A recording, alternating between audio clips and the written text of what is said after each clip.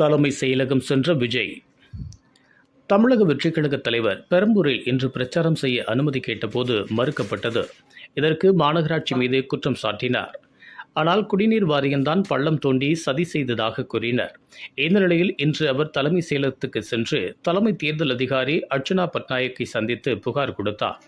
2 நாளைக்கு முன்பே அனுமதி கேட்டாலும் கூட இறுதி கட்டத்தில் அனுமதி மறுக்கப்பட்டதாகவும், திமுகவிற்கு ஆதரவாக சில அதிகாரிகள் செயல்படுவதாகவும் அவர்களை மாற்ற வேண்டும் என்று தனது மனுவில் விஜய் கூறியிருக்கின்றார்.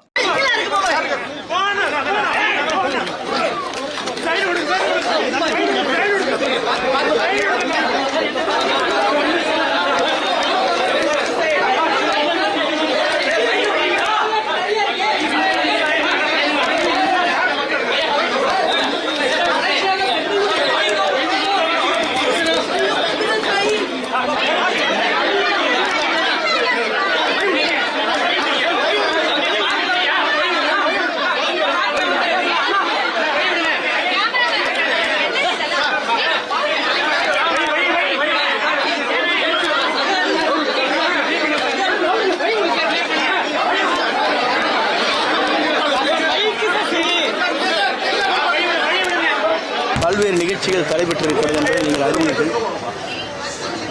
நேற்று நடைபெற வேண்டிய நிகழ்ச்சி, வேட்பாளர் அறிமுகம் செய்ய வேண்டிய நிகழ்ச்சி ராஜ் கோரமண்டலை கூட நடத்துவதற்கு தடை ஏற்பட்டிருக்கிறது.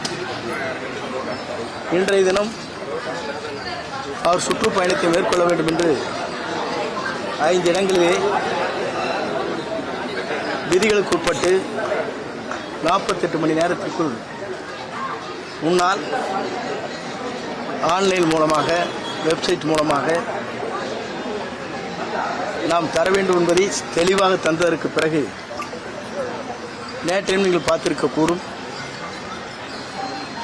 அந்த நிகழ்ச்சியை பார்க்கின்ற போதே சுற்றியும் பேரிகேட் வைத்து ஒரு குழியை தோண்டி எங்கள் நிகழ்ச்சியை நடத்தக்கூடாது என்ற முறையில் அனுமதி கொடுக்க வர சொல்லி, வாருங்கள், நான் அனுமதியை பெற்றுச் செல்லுங்கள் என்று சொன்னதற்கு பிறகு இங்கே குழி தோண்டப்பட்டிருக்கிறது. அங்கே நிகழ்ச்சி நடத்துவதற்கு அனுமதி இல்லை என்று கூறப்பட்டிருக்கிறது. குறிப்பாக எல்லோருடைய தலைவரும் நம்முடைய தமிழ்நாட்டில் ஆளும் கட்சி, எதிர்கட்சி, மற்ற கட்சியை சார்ந்தவர்கள் எப்படி சென்று கொண்டிருக்கிறார் என்பதை உங்களால் அறிய முடியும்.